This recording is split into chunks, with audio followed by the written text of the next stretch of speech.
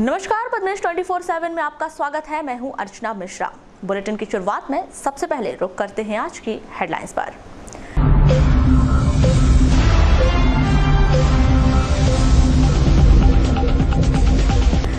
Squad team ने संयुक्त police checking के दौरान रजेगांव चौकी से फोर्ट फीगो से जब्त किया करीब 1,70,000 रुपए।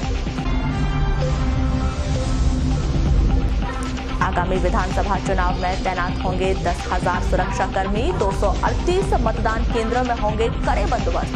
सुरक्षा के लिहाज से 65 सुरक्षा कंपनी को मिला अलॉटमेंट। दर भटक रही खैरी विस्फोट कांड की पीड़िता, मानव अधिकार आयोग से लगाई मदद की गुहार। धार्मिक मान्यताओं के साथ शनिवार को मनाया जाएगा करवा चौथ पर्व। पति की दीर्घायु की कामना के साथ सुहागन महिलाएं धारण करेंगी निर्जला व्रत। तीसरे दिन भी नगर में हुई अतिक्रमण हटाने की कार्यवाही। यातायात और पुलिस अमले ने रानी अवंतीबाई चौक से भटेरा नाका तक हटाए अतिक्रमण। ट्रैक्टर ट्रॉली पलटने से ट्रैक्टर चालक की मौके पर ही हुई मौत। मोगांव मुक्की रोड की घटना। और वारासिवनी की एक युवती ने एक युवक पर लगाया देह शोषण का आरोप।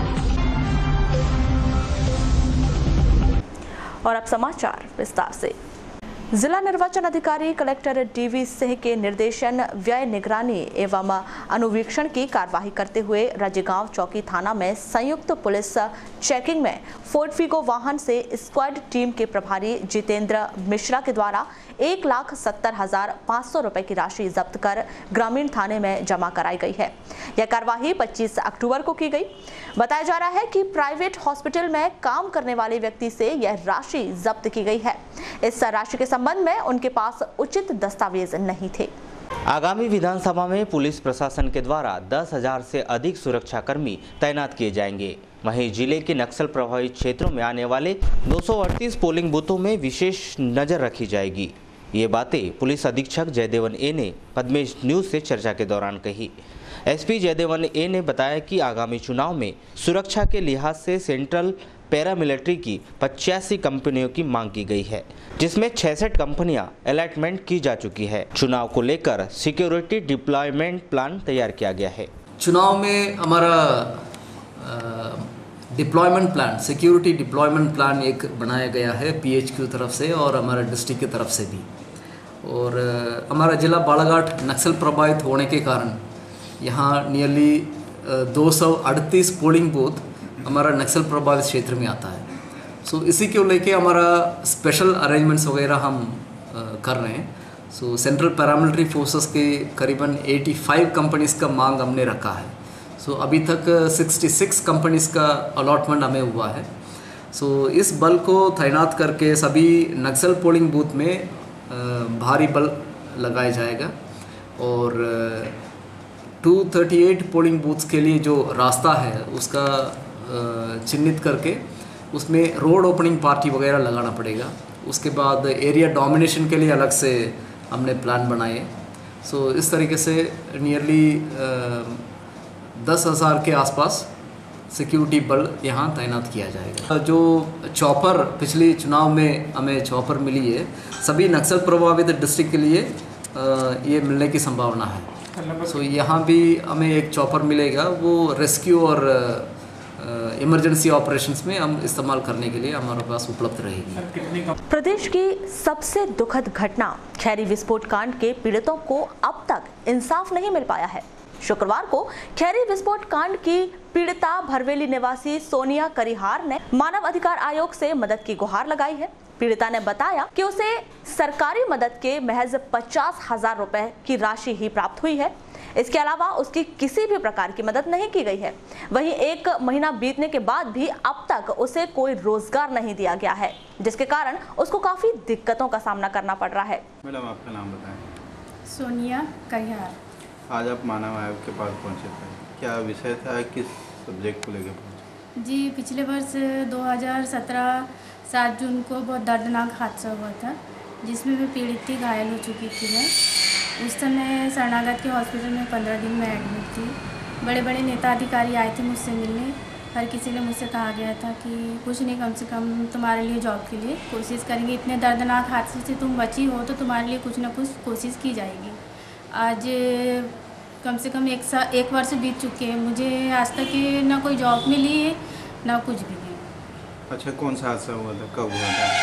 ये पिछले साल 2017 में 7 जून को हुआ था। क्या हुआ था? बम ब्लास्ट हो गया था बारूद फैक्ट्री में, खैरी विस्फोट। अच्छा, उसमें घायल थे आप? जी। वहीं मानव अधिकार आयोग की जिला संयोजिका फिरोजा खान ने कहा कि वे पीड़िता की हर संभव मदद करेंगी। देखिए, अपने अधिकारों की लड़ाई तो हर व्यक्ति करता है और वो भी कर रही है तो एक अच्छी बात है। लेकिन मैं जब ये खैरी कांड हुआ था उसके बाद इस बच्ची से भी मिलने गई थी, तब भी इसने मुझसे यही बात कही थी कि काफ़ी लोग आ रहे हैं। तब तक ये बहुत आश्वस्त थी कि तमाम लोग मेरे को देखने आ रहे हैं तो कहीं ना कहीं मेरा हल ज़रूर निकल जाएगा। लेकिन हल जब नहीं निकला तब वो मेरे पास आई और मैं समझती हूँ, मैं तो शहर की जनता से, जो उद्योगपति हैं और तमाम राजनीतिक दल के सदस्यों से मैं हाथ जोड़ के विनती करती हूँ कि हमारे ज़िले की ये बड़ी दुखदायी घटना थी। अगर आप में से कोई भी इसकी अगर मदद कर सकता है तो कुछ नहीं, कम से कम उसकी बहुत अपेक्षाएं नहीं है। वहीं दूरभाष पर चर्चा के दौरान अपर कलेक्टर शिव गोविंद मरकाम ने कहा कि तत्कालीन कलेक्टर भरत यादव के द्वारा खैरी विस्फोट कांड के पीड़ितों के लिए नोडल अधिकारी नियुक्त किए गए हैं। वहीं पीड़िता की हर संभव मदद की जाएगी। यातायात विभाग और पुलिस विभाग के अमले के द्वारा तीसरे दिन भी अतिक्रमण हटाने की कार्यवाही की गई। यह कार्यवाही नगर के रानी अवंतीबाई चौक से भटेरा नाका तक की गई।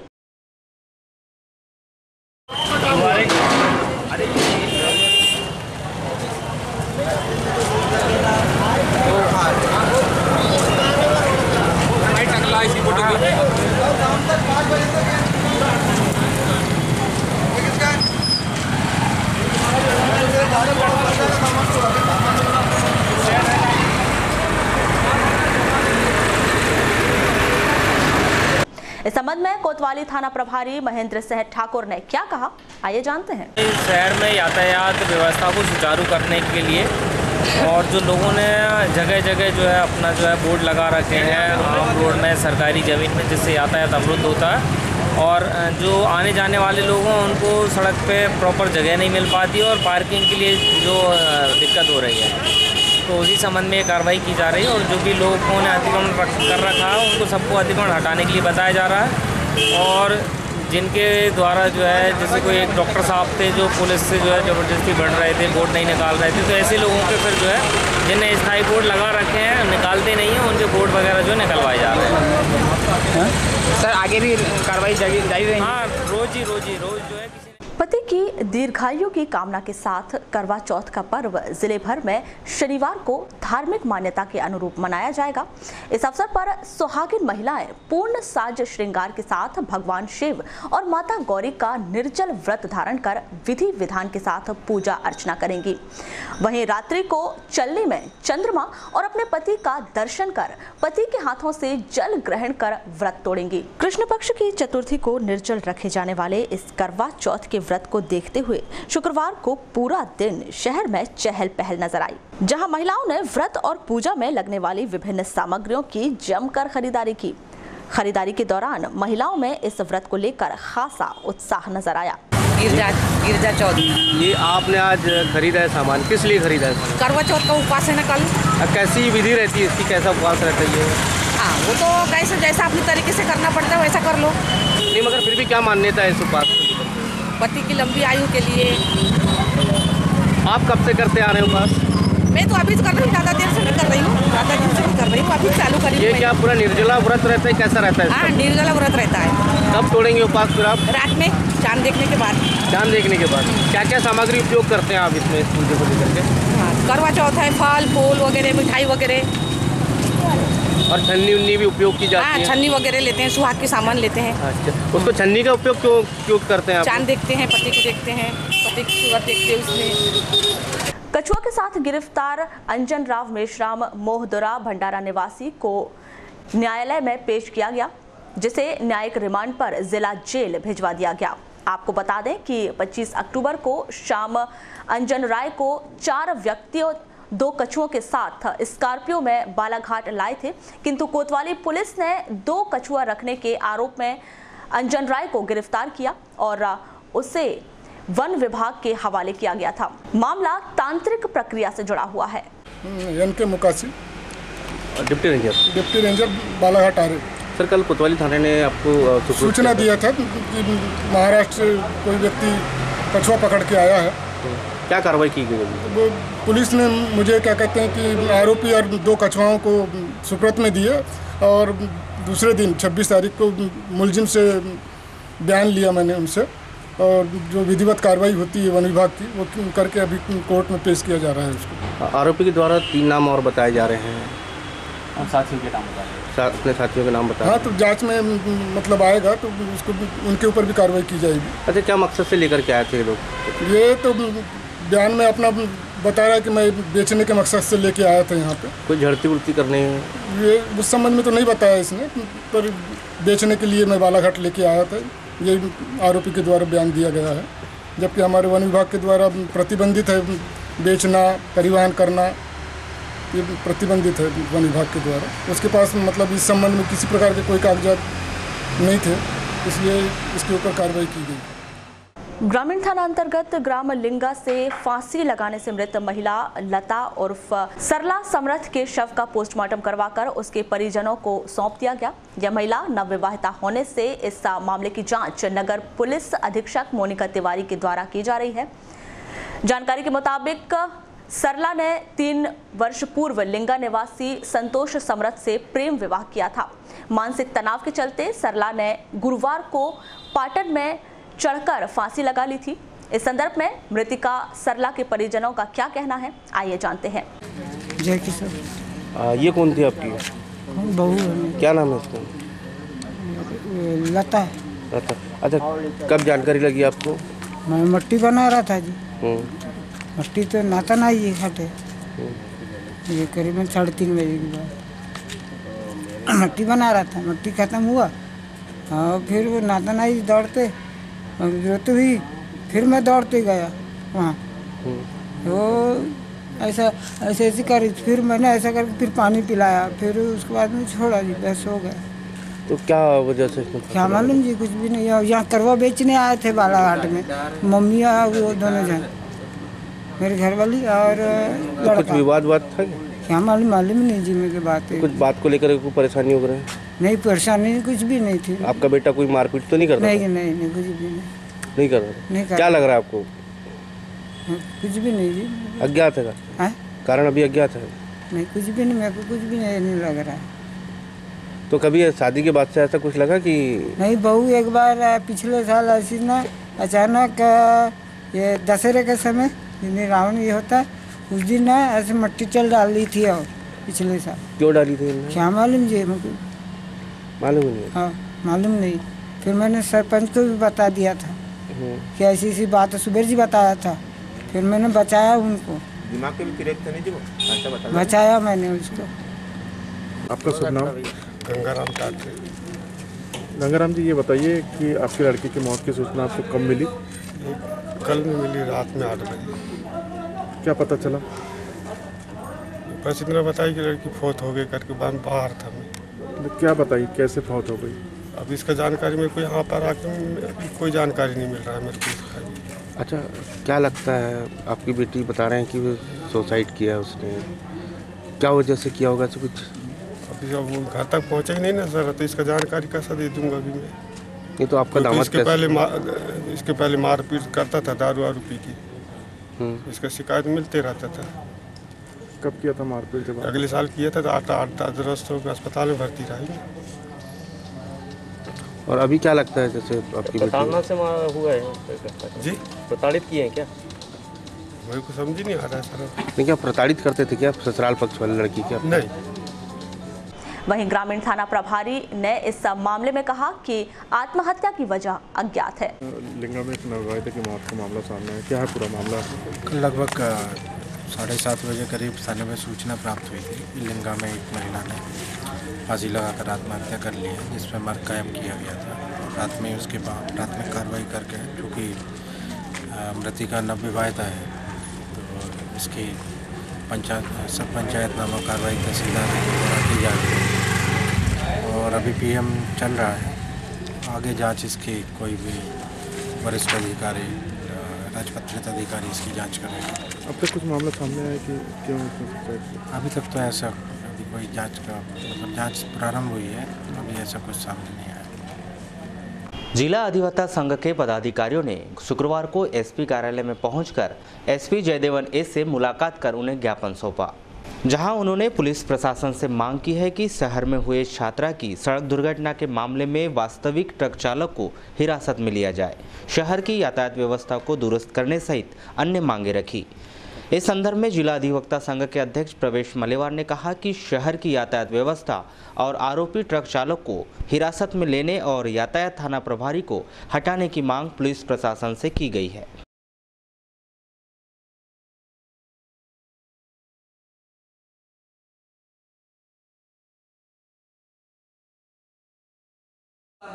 नीचे सब दुकान है, ऊपर उनका मकान है, कोई पार्किंग व्यवस्था अलग से घर पे कुछ भी नहीं है।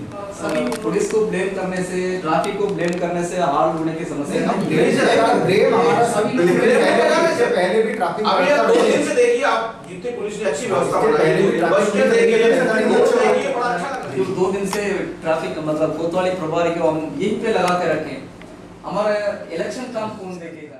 23 तारीख की घटना को लेकर आज हमने पुलिस अधीक्षक महोदय से ज्ञापन सौंपे हैं सभी अधिवक्ताओं ने, और उनको यातायात के संबंध में सारी समस्या बताएं और घटना को लेकर भी बताएं। तो उन्होंने आश्वासन दिया है कि जल्द जल्द ये सारी समस्या हल हो जाएंगी। क्या मांग रखी आपने? हमने ये मांग की कि पहले तो ये मांग की है कि जो गांधी का वो ट्रक था और जो गाड़ी चला रहा था उसको गिरफ्तार किया जाए और शहर की यातायात व्यवस्था सुधारी जाए। हमने एसपी साहब को ये भी मांग की है कि यातायात थाना प्रभारी को तत्काल हटाया जाए। इसमें आप लोग को उन्होंने आश्वासन दिया है कि हम बिल्कुल लगातार इसको यातायात व्यवस्था बनाए रखेंगे। वहीं इस मामले में एसपी जयदेवन ए ने कहा कि यातायात थाना प्रभारी और कोतवाली थाना प्रभारी को शहर के अतिक्रमण और अवैध पार्किंग, बस स्टैंड के संचालन को देखने के लिए निर्देशित किया गया है। शहर में ट्रैफिक व्यवस्था सुधारने के लिए उन लोगों का मांग थी। तो अभी रिसेंटली जो एक स्कूल छात्र की डेथ हुआ है एक्सीडेंट में, उसके बारे में एक ज्ञापन सौंपा है। उसको हम संज्ञान में लेके ट्रैफिक प्रभारी और कोतवाली थाना टीआई इन लोगों को निर्देशित किया है। अतिक्रमण, रोड में अवैध पार्किंग और बस स्टैंड का संचालन, ये सब देखने के लिए हम लोगों को निर्देश दिया गया है। और बस स्टैंड पे नया चौकी हम इस्टेब्लिश करेंगे, वहाँ हम फोर्स बढ़ाएंगे। चौकी प्रभारी रहेगा और निर्धारित समय पे गाड़ी बाहर जाना, बाहर अंदर आना, और ऑटो, रिक्शा और ठेला वाले, इन सबको बस स्टैंड से दूर रखने के लिए हमने निर्णय लिया है। और सभी जगह पे जो अनिर्धारित पार्किंग में जो बसें खड़े होते हैं, उन लोगों को भी हम ठीक करने के लिए निर्णय लिया है और इसका निर्देश सभी संबंधित अधिकारियों को जारी कर दिए हैं और उनका काम भी शुरू हो गया है कल से। यही व्यवस्था हम निरंतर जारी रखने के लिए प्रयास। नो एंट्री के लिए इसका ट्रैफिक समिति के द्वारा, जो डिस्ट्रिक्ट ट्रैफिक समिति के द्वारा निर्णय लिया जाएगा। और तब तक हम जो एंट्री समय पे गाड़ियां जो एंट्री होते हैं, उन लोगों के स्पीड एवं ट्रैफिक नियमों का पालन करना, इसमें हम थोड़ा ध्यान देंगे। जो भी मतलब ट्रैफिक नियमों का पालन नहीं कर रहे हैं, ऐसा ट्रक या बड़े बड़े बसेस, इन लोगों के ऊपर हम कार्रवाई जल्दी से जल्दी करेंगे। वारासिवनी की 19 वर्षीय युवती ने एक व्यक्ति दामेंद्र हरणखेड़े पर शादी का प्रलोभन देकर दुराचार करने का आरोप लगाते हुए वारासिवनी थाने में रिपोर्ट दर्ज करवाई है। जानकारी के मुताबिक करीब 2 साल पहले आरोपी दामेंद्र ने युवती के साथ जंगल में दुराचार किया था और शादी का प्रलोभन देकर लगातार देह शोषण करता रहा। युवती की शिकायत पर पुलिस ने मामला कायम कर कार्यवाही शुरू की है। नगर के उत्कृष्ट विद्यालय में शुक्रवार को जिला स्तरीय बाल रंग महोत्सव का आयोजन किया गया, जिसमें जिले के विभिन्न विकास खंडों से आए छात्र कलाकारों ने मंच के माध्यम से मनमोहक प्रस्तुतियां दी। इस कार्यक्रम के संबंध में स्कूल के प्राचार्य आर.के. लटारे ने क्या कहा, आइए जानते हैं।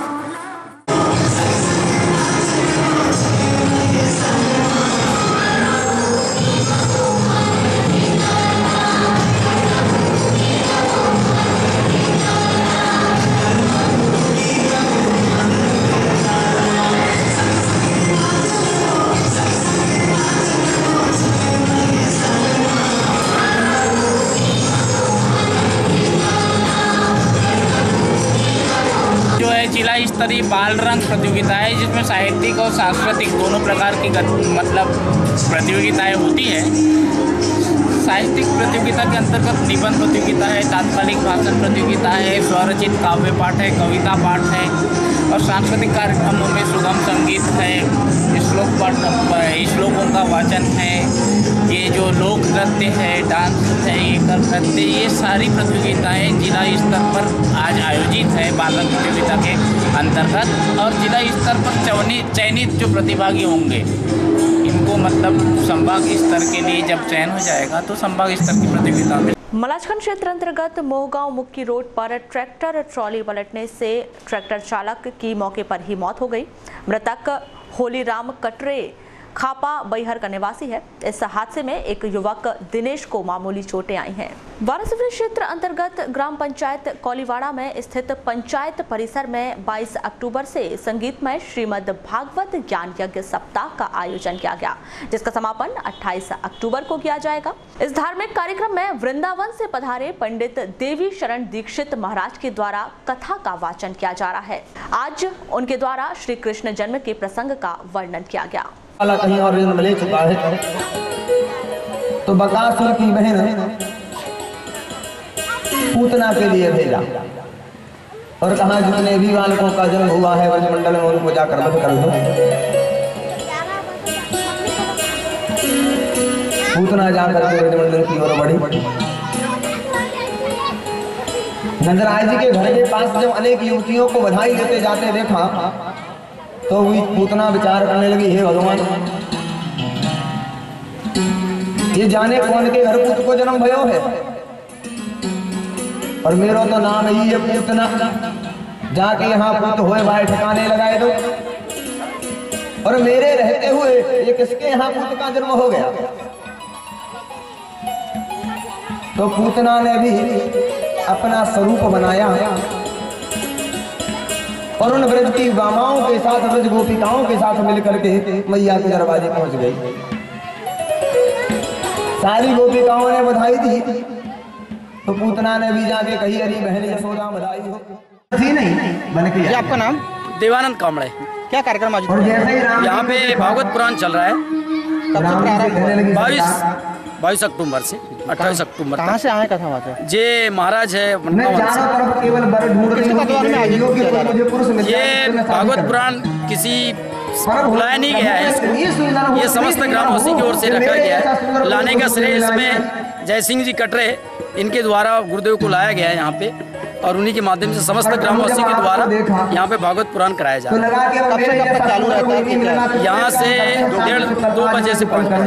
क्या बताया जा रहा है इसमें कथावाचक द्वारा? इसमें कथावाचक में यही बताया जा रहा है कि श्री कृष्ण जी की लीला बताई जा रही है, भगवानों के चरित्र में विषय में बताया जा रहा है, जो भी किया भगवानों ने उनके बारे में बताया। वाराणसी क्षेत्र अंतर्गत ग्राम पंचायत कोलीवाड़ा में आयोजित 2 दिवसीय कार्यक्रम धम्म चक्र प्रवर्तन दिवस का समापन किया गया, जिसमें प्रथम दिवस धम्म ग्रंथ ज्ञान का आयोजन कर आज रैली निकाली गई। वहीं महाप्रसादी का भी वितरण कर सांस्कृतिक कार्यक्रमों का आयोजन किया गया।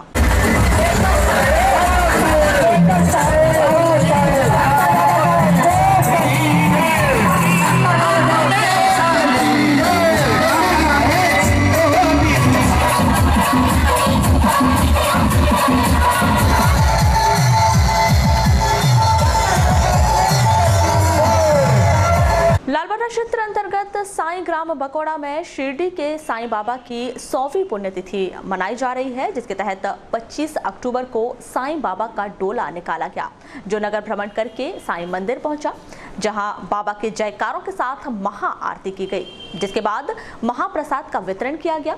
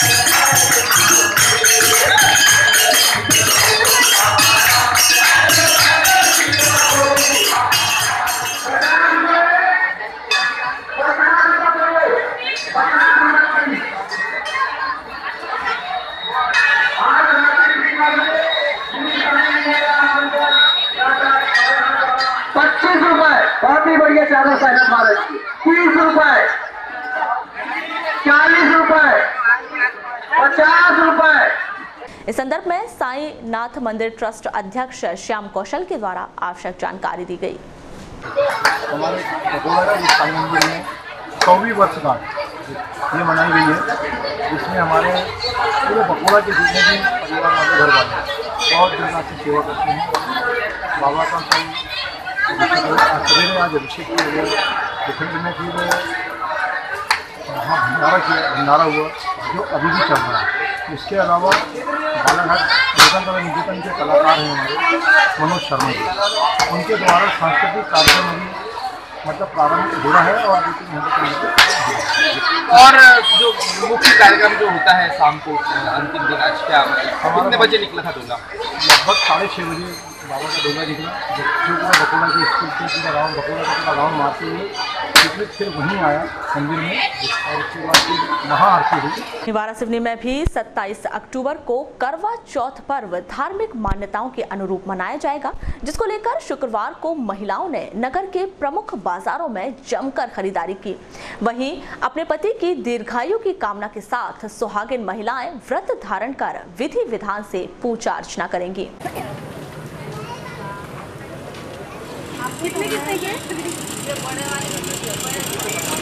श्रीमती आशा गौतम। ये बताइए आज कौन सी पूजा के लिए सामग्री खरीदी है? कल करवा चौथ है और करवा चौथ पूजा के लिए सामग्री खरीदने आए थे। और करवा चौथ क्यों रखा जाता है और क्या इसकी मान्यता है? ये करवा चौथ व्रत इसलिए रखा जाता है कि पति की लंबी उम्र के लिए। इसकी विधि क्या रहती है पूजा करने की? सुबह से व्रत रहता है निर्जला, इसमें पानी वगैरह नहीं लेते हैं। शाम को जब चंद्रमा उदय होते हैं अर्घ देते हैं और फिर पति व्रत खुलवाते हैं, इनसे पानी पिलवाते हैं। कितने समय उसकी व्रत छोड़ जाता है? निर्जला व्रत रहता है? हाँ, निर्जला व्रत रहता है। ये तो चंद्रमा दिखने पे 4 घड़ी मार के जब चंद्रमा उदय होंगे तब अर्घ देंगे, पूजा करेंगे और फिर व्रत खोलेंगे। सुहागन महिलाएं रहती है? सुहागन रहती है, सुहागन। पति की दीर्घायु। बुलेटिन के अंत में एक बार फिर नजर डालते हैं आज की हेडलाइंस पर।